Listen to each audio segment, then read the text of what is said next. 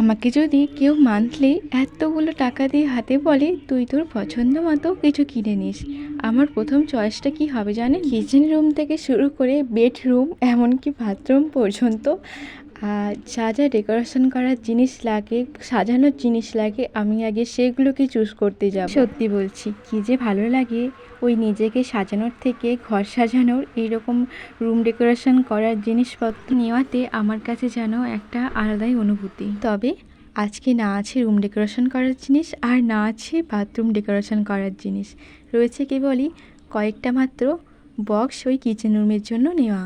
আর এটি আর একটা পার্সেল ওই রয়েছে কয়েকটা কন্টেনার ওই ফ্রিজে রাখার জন্য জিনিসপত্র, যেমন ওই সবজি ভেজিটেবলসগুলো রাখার জন্য এগুলো নেওয়া। অনলাইনের জিনিসপত্র খুবই ভালোবাসি, কোয়ালিটি নিয়ে কোনো কথা হবে না।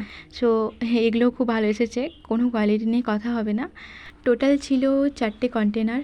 আপনাদের সাথে গল্প করতে করতে হঠাৎই একটা মজার কথা মনে পড়ে গেল। যখন ছোট ছিলাম ভাবতাম আমি যখন নিজে কিছু উপার্জন আর্নিং করব তখন বেশিরভাগ আমি জামাকাপড় এত কিনবো যে আমার আলমারি পুরো ভর্তি হয়ে যাবে। এখন ভাবি যখন নিজে আর্নিং করব তখন আমি এই ঘর সাজানোর জিনিসপত্র অনেক করে কিনবো। এখন ইচ্ছা থাকলে উপায় হয় না, যখন পাই হাতে তখনই নিই। আচ্ছা, আমার মতো কি কেউ আছেন আপনারা? থাকলে অবশ্যই জানাতে ভুলবেন না।